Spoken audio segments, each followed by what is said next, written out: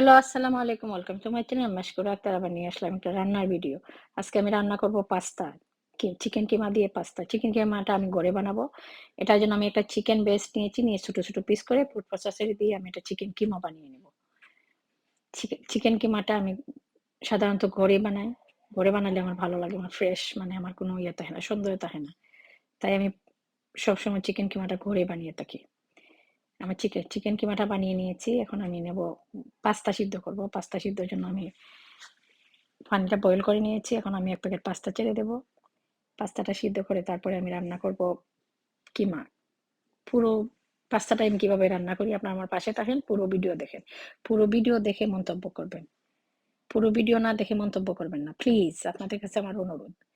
আমি একটা প্যান বসিয়েছি। প্যানের মধ্যে আমি দিয়েছি তেল। তেল দিয়ে এটার মধ্যে আমি দেব একটা পেঁয়াজ কুচি। বড় একটা পেঁয়াজ কুচি দিয়েছি। এখন আমি এখানে দেব ১ চামচ রসুন রসুন বাটা। ১ চামচ থেকে একটু বেশি দেব। দিয়ে আমি এটাকে একটু ভেজে নেব। পেঁয়াজটা ভাজা হয়ে গেলে তারপরে আমি এটার মধ্যে এড করব সস। এটা আমি সস দিই আজকে, মানে টমেটো সস, জুকিনি সস, তারপরে চিকপি, টমেটো পেস্ট অনেকগুলা, মানে অনেক কিছু এটার মধ্যে এড করা হবে। আপনারা দেখেন আমি কিভাবে রান্না করি। এই দেখেন, এটা হলো জুকিনি সস, এটা হলো রাশিয়ান সস, এটা অনেক মজাদার সস। এই সসটা দিয়ে পাস্তা রান্না করলে মানে খেতে ইচ্ছে করে। একটু সুইট সুইট থাকে, অনেক মজাদার হয়। আমি এখানে হাফ দিয়ে দিয়েছি জার।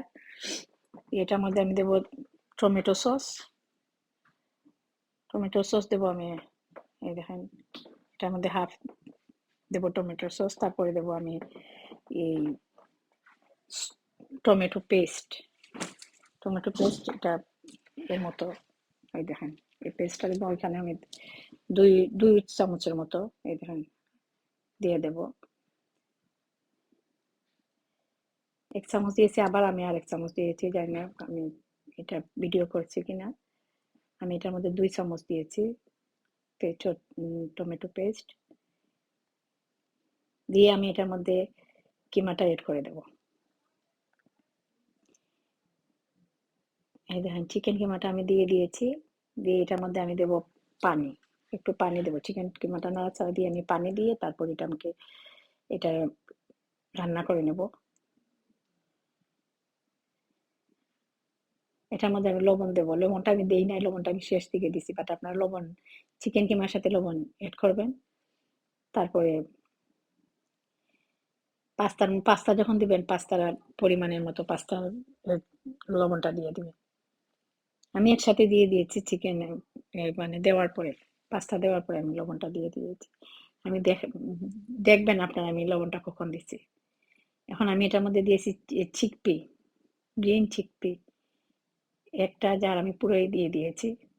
দিয়ে এখন আমি এটা ভালোভাবে রান্না করব। এটা কোনো দুইটা না, এটা একটা। আমি আগে হাফ দিয়েছি, হাফ দেওয়ার পরে আমার লাগছে যে কম হবে, এখন আমি পুরাটাই দিয়ে দিয়েছি। দিয়ে আমি এখন এটাকে ভালোভাবে কুক করে নেব। দেখেন একটু পানি পানি রাখবেন, কেন সসটা যদি একবারে শুকিয়ে যায় তাহলে ড্রাই হয়ে যাবে পাস্তাটা। এত ড্রাই করবেন না, ড্রাই করলে আবার ভালো লাগবে না।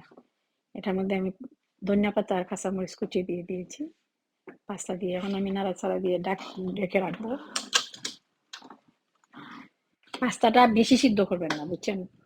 তাহলে মানে যখন দিবেন তখন এটা বেশি হয়ে যাবে, সেই স্বাদটা পাবেন না আপনারা।